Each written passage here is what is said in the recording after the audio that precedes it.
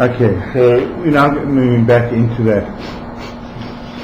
Yeah, I think what is also bears remembering is that when you're working in a community setting, a lot of the ways of working are not things that are radically new.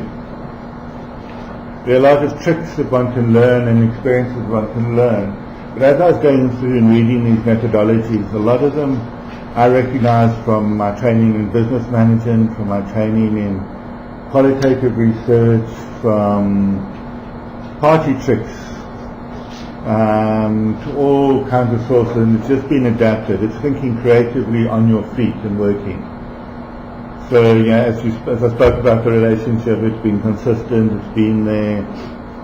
You can do trust exercises to help develop trust. And but be careful not to get too weird. Things like trust falls and things like that artificially rapidly build trust. Sharing of intimacies, not necessarily depend on the intimacies, but sharing of things that are vaguely confidential.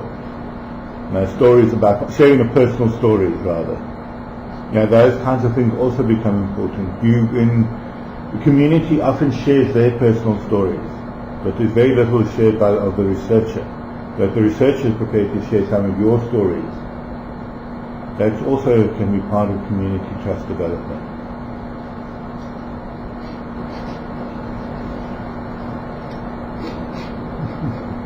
Okay, what I wanted to go on was just to look at some of the approaches in decision making, to assistant decision making. When we go into, and particularly working in, and I've seen it in every community I've gone into, there are multiple issues that are affecting the community. Even if I just think of the community I'm most familiar with, of Delft, the challenges of unemployment, youth violence, particularly sexual violence, substance abuse is a massive problem. Unwanted pregnancies, particularly now with PrEP use increasing, and incidences of FAS, HIV,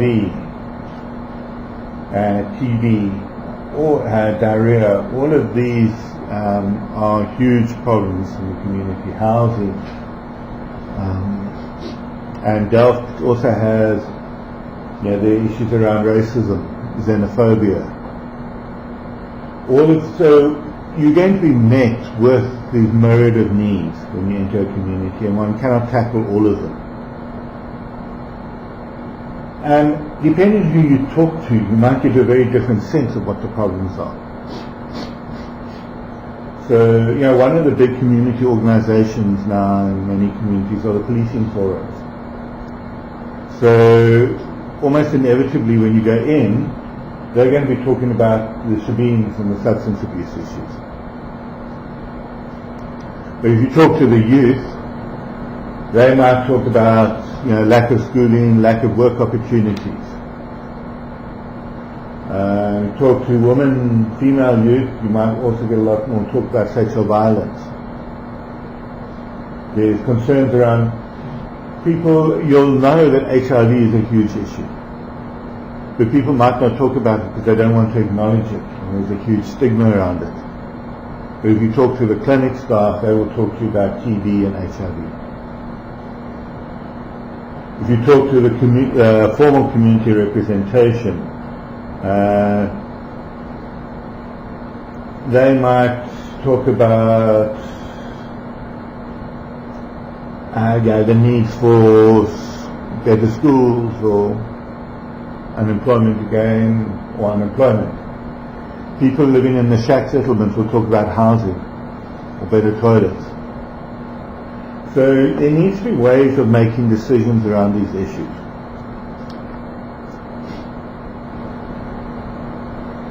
So even if a call, so even if you get through that first issue of defining area of work that you want to be involved in. You then have to, and sometimes your funding will be limited to working in a particular area, at least initially.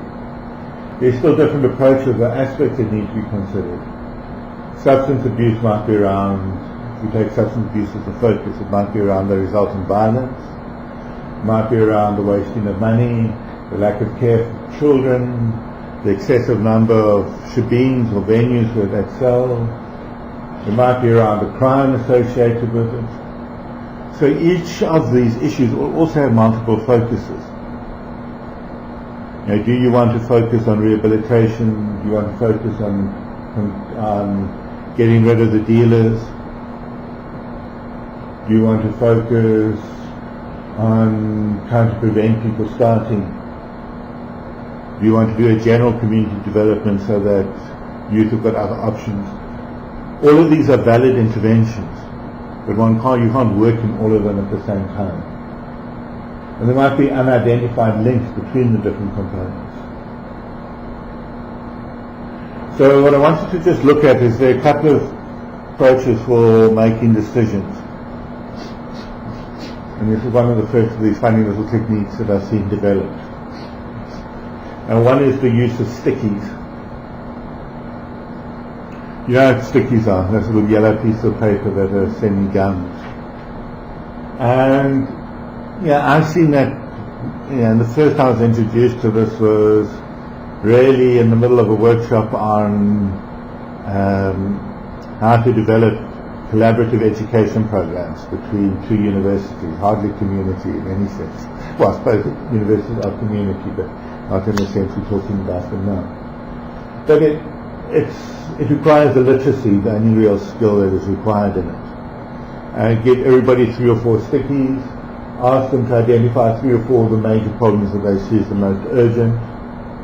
These then get stuck up on a wall or a window.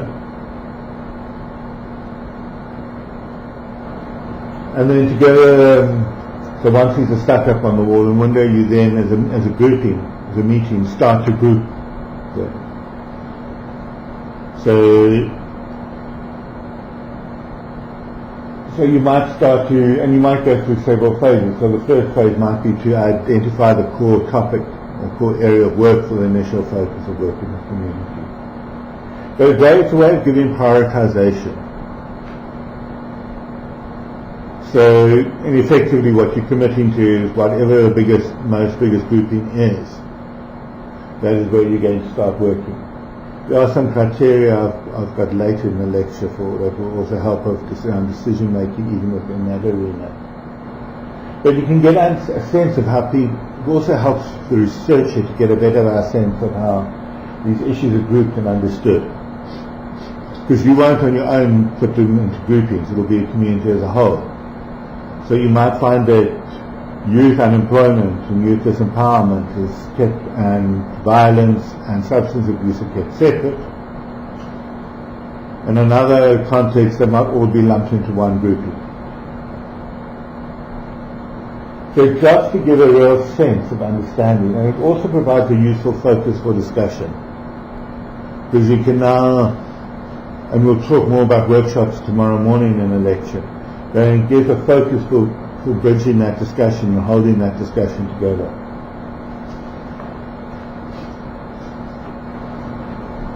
Okay.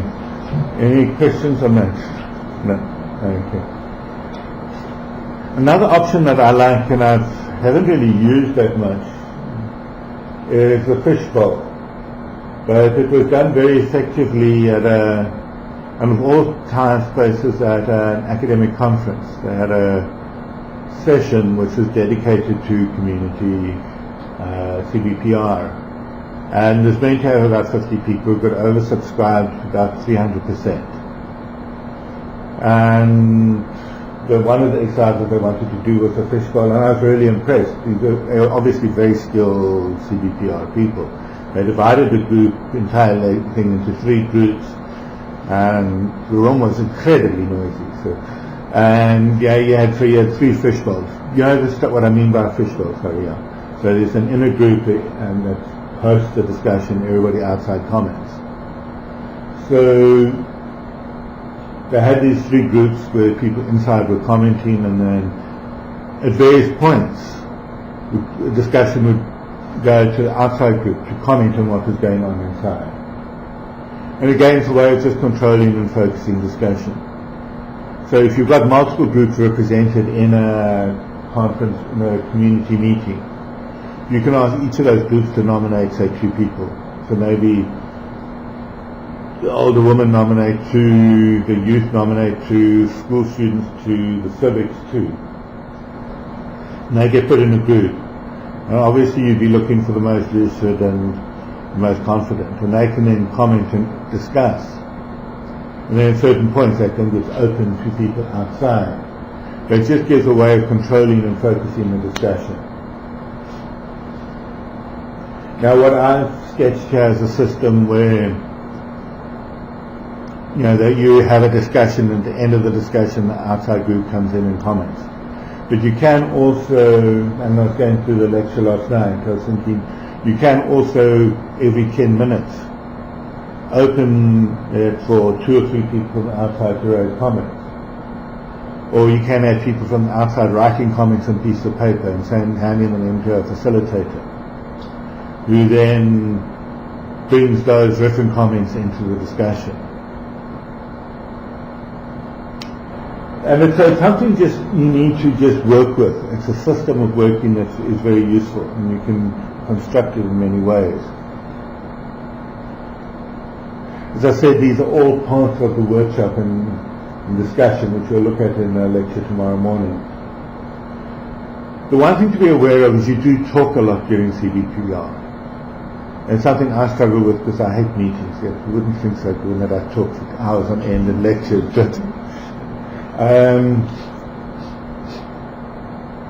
so you have to be careful not to frustrate and bore people. And there's, particularly if you start to bring academics or politicians into a group, there's this capacity to talk endlessly and to argue points endlessly.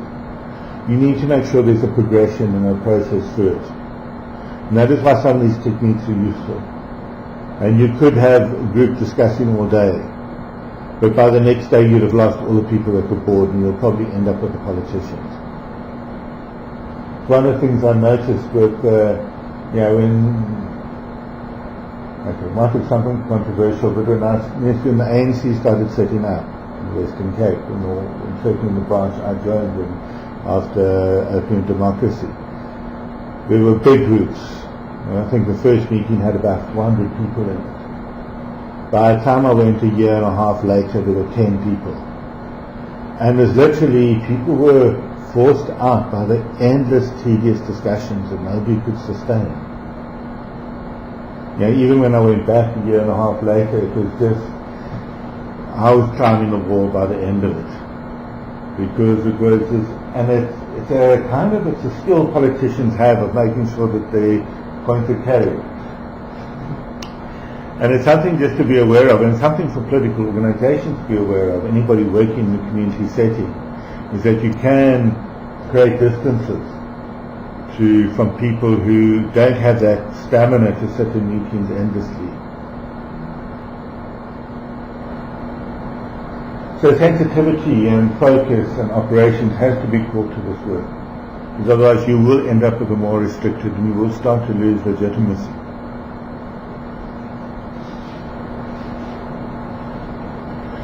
Okay, these are some of the techniques. The other thing that's useful to think about is that it has some criteria for issue selection. When you're going into a community setting, there can be very big issues and some very crucial issues. But so part of your aim when you're doing CBPR is to develop the community. It's to do that as well as to change genuine health structures and genuine health influence issues in the community. So you need to keep both of those in mind. So you might decide to take up that housing is a big issue in the community. But, that might be the issue that people are most talking about. But in your mind you'll know that this is an issue that you're just not going to win on. So, and people just, you will end up moving to to very limited set of actions and gradually develop a lot of anger. But it's not something that the resources demanded are too high. So one of the core issues, particularly if you're wanting to develop a community, is to make sure that the issues are winnable. So maybe instead of getting housing, you might focus on getting better toilets, better access to water, better access to electricity. So at least make the current conditions better. You might add to that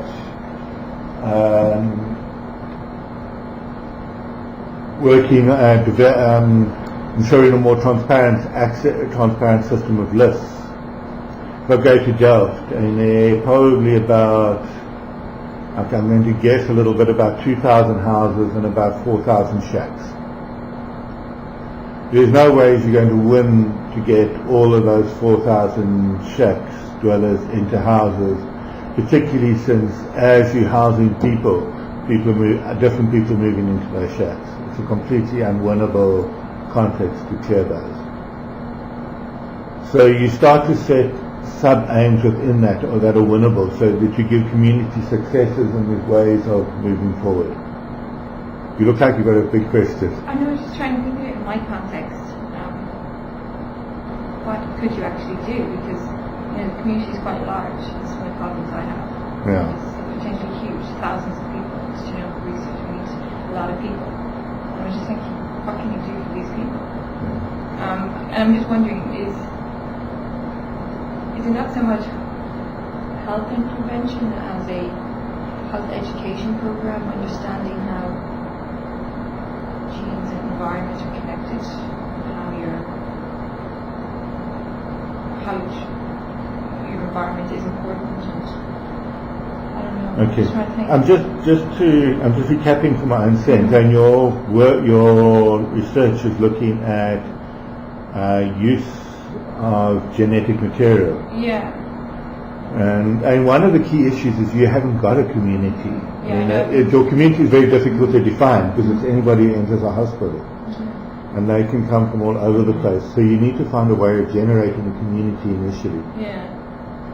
And I'm wondering if, just thinking about it, if it wouldn't be worth to look at virtual communities in this context. So what we've actually, since our last session, we have the NIH came back with more money and we sent in a supplement request. That's actually something we propose to do, is create an app for them. And that anybody who has access to this can. Because we'll be talking about virtual tools in the next block. And it's something I think we need to be a big new focus in community work because in South Africa particularly, because we've got very high cell phone access. And it's actually a bit of comparison recently with India and with Romania. And we have much higher cell phone access in either country.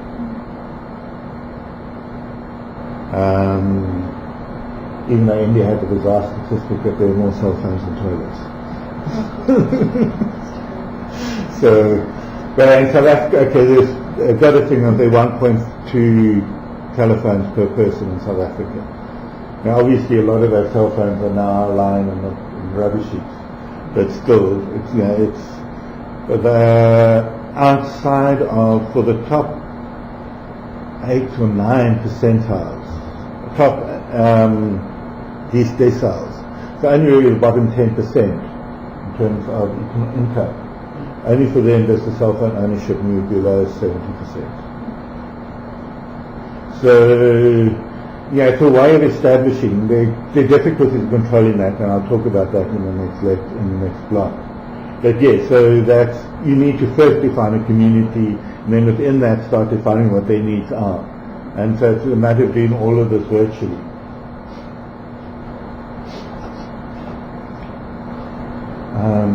The next issue is, will the issue be unifying or divisive? Now, again, let's take the housing example further.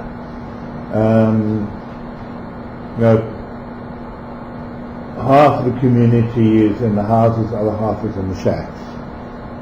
So that's focusing purely on the shacks. That doesn't do very much for the rest of the community. So one has to find something that's usable for both.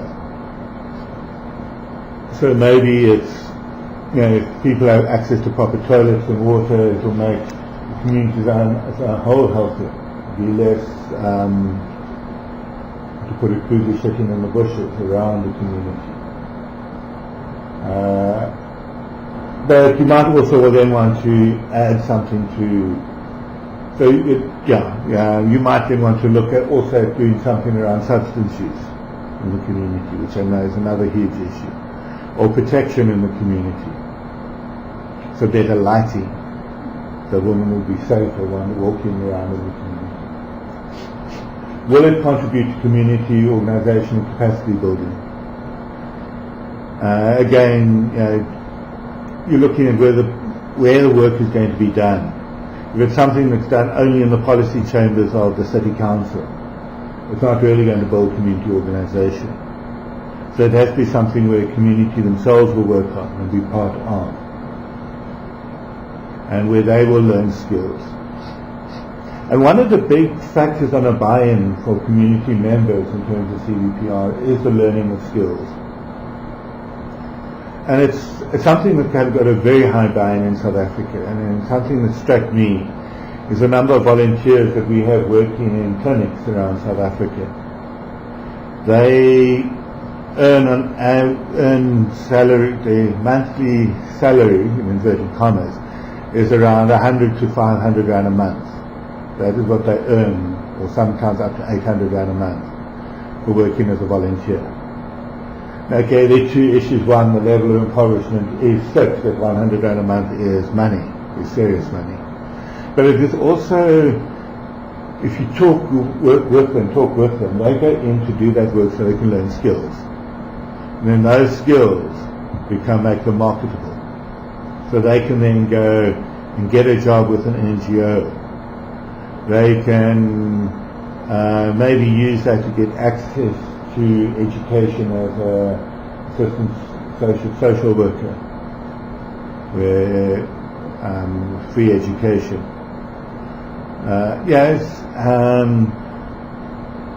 It's different. People have different needs, but there is this commitment to. It's something very strong in South Africa. There is a commitment to capacity building, but that is something. If you are teaching people skills, whether it's how to chair a meeting, how to run a survey, how to do a qualitative interview, how to write reports, how to do budgets, all of these are issues that community members will benefit from. And it's a skill that you're passing on, and that's part of capacity building. Will it provide good education experience for participants? That's part of what I was talking about. Will a community organizational partner get credit for the victory? And this is a difficult political one. If the city council does something, they want to claim all the credit for making it so wonderful. So you've got to fight to make sure the community does take credit as well. And it's also, you can't just, and it's an issue that I've seen more, and sometimes it's frustrating for people in the audience, but to academic conferences, it's often a good idea to try and take a community member to the conference and have them share the presentation, or at least be present or introduce them and credit them directly for their work. And it's often intimidating for a community person to stand up in front of an academic audience, and they might not be willing to do that. But to at least give credit to them and to make it clear that they take part in the victory. Will it lead to new partnerships? And this is part of, some of this is, when you go into communities, sometimes working with more restricted groupings. So can this start to gradually extend the linkages? I'm on my side of often gone and working with either community leadership with NGOs. So as you're working, you start to introduce yourself to more and more people. Now part of this is a natural process. And go back to my PhD work. And the initial work was with community leadership and political leadership in the community. But over time, after one meeting that I had, I think it's being introduced in the schools, this old guy came up to chat to me and said, "He's a herbalist. Do I want to talk to the Sangomas?" So they really paid me, but that's another story. Eventually I did get a good interview from them. And it's the same with just working through that meeting and talking to meeting with political leaders. They then gave me access to the school, so I could arrive at the school and have students brought in to be interviewed. Will it lead to improved health or social outcomes? We've spoken about that. Is the issue important enough to get people who want to work on it? And this is a little bit of the trade-off. A lot of the big issues many of the big issues will be unwinnable. You're not going to change substance abuse. You're not going to, even if you close down half of the shebeens in the community, if you close down 90% of the shebeens in the community, the chances are you're not going to decrease alcohol consumption. People are enormously resourceful, and in fact, very often closing down venues increases alcohol consumption because people buy in bulk in advance. And we saw that classically in the US with period when prohibition, caused far more alcoholism and often just leads to increased criminal activity because there's something to ban, the criminals move in.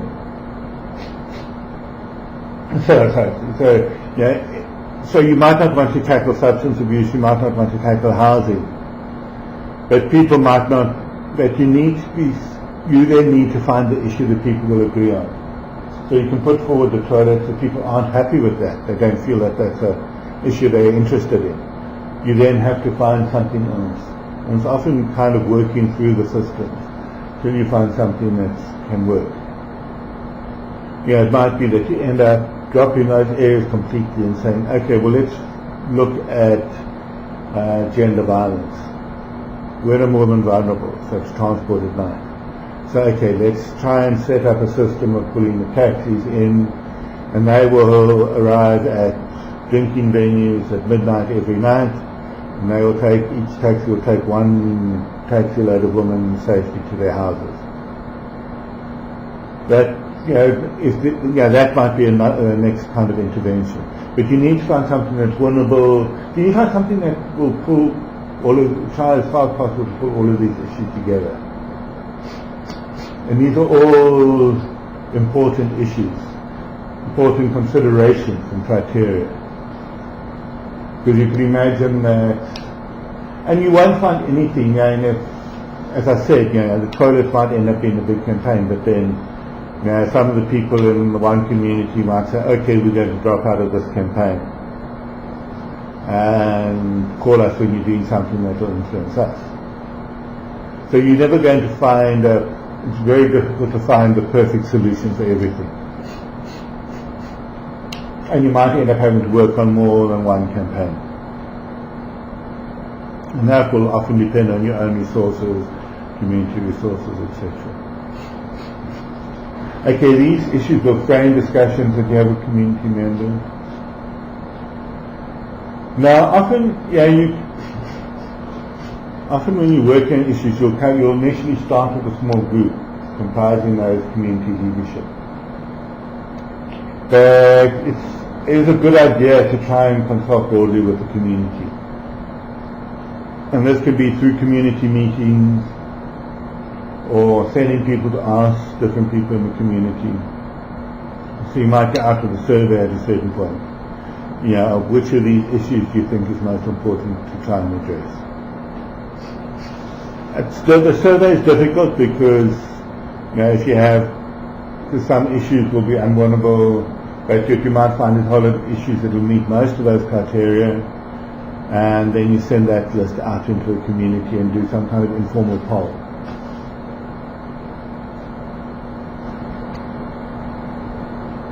But most often you'll work with the community members that are part of the project. And it does mean that initial contracting entry has to be done very carefully.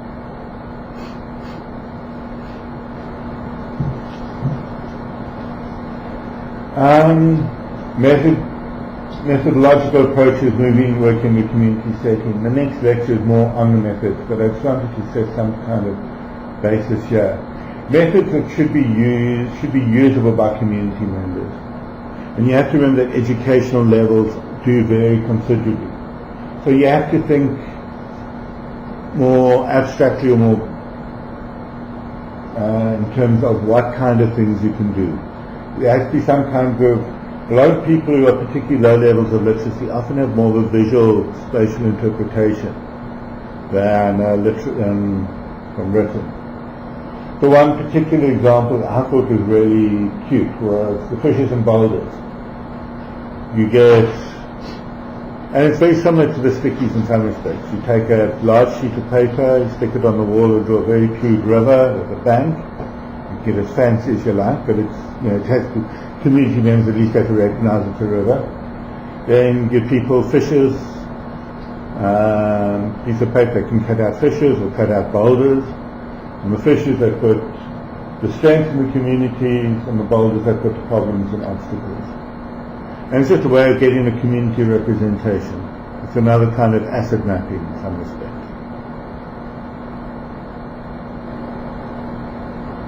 But that's the kind of thing that it's something that communities can do fairly easily and can then put up in front of them and they can see what is going on.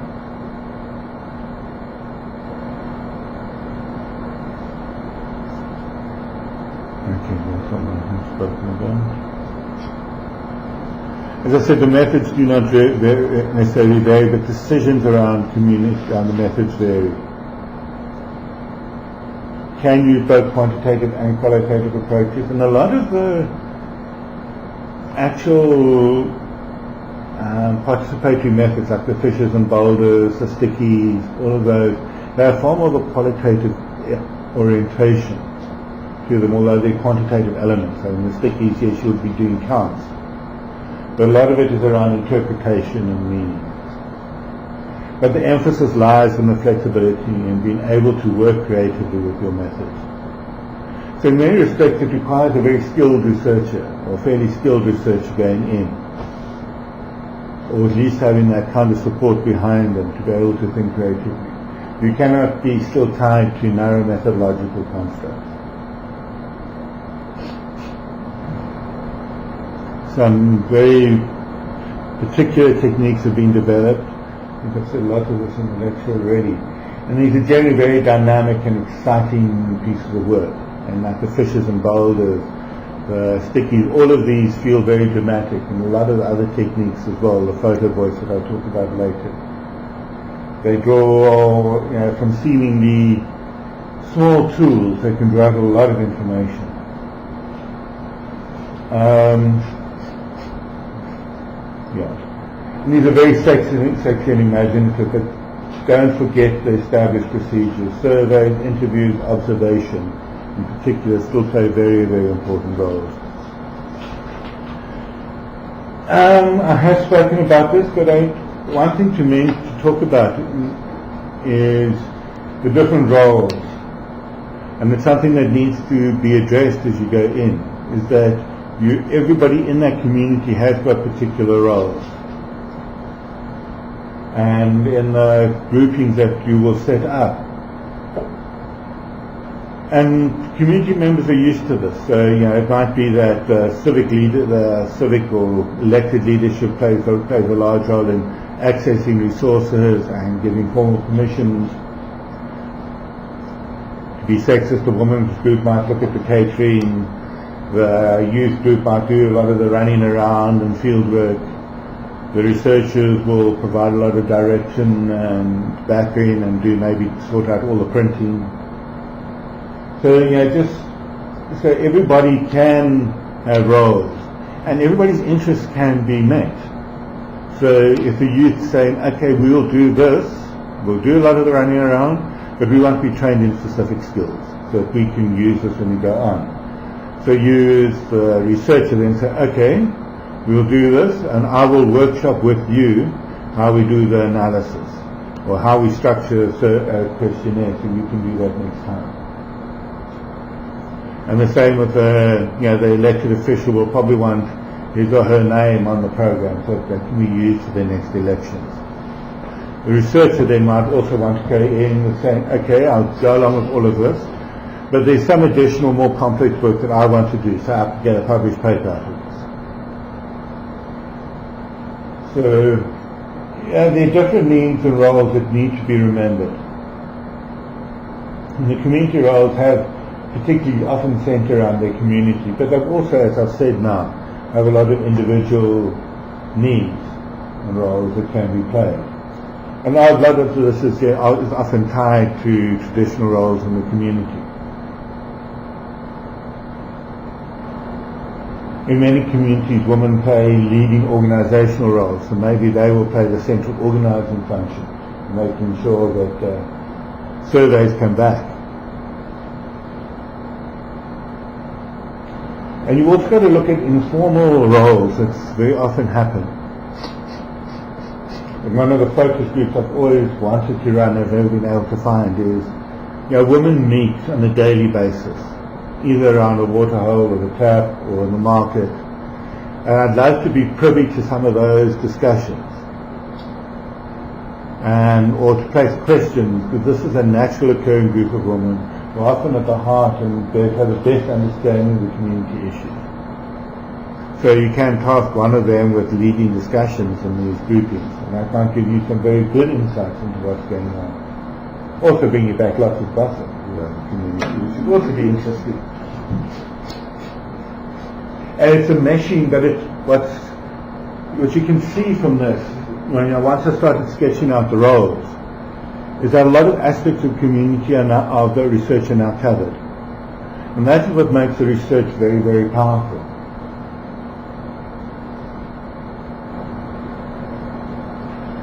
Okay, having a research team.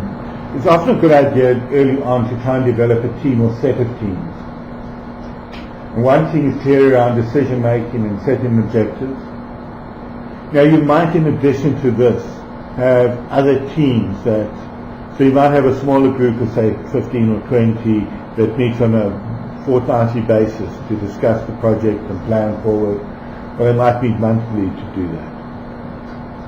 But you might have another team that's more actively running around doing community education, doing the data collection.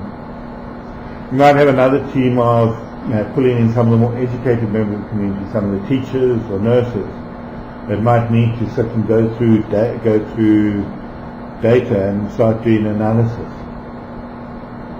And remember, community members are often assumed to be largely at the lower levels of literacy. Every community has their teachers, their nurses, their community leaders who could play a very strong role. And there might also be the benefit of getting them into an honours program or master's program in research. So the more you think about it, the more to the creativity and the more the way this can build into getting something broader, bigger for the community and all its members. So these people dedicate time and energy, and there are two payoffs. One is hopefully the community gets improved, health situation gets improved, but they also get basic training, access to additional resources.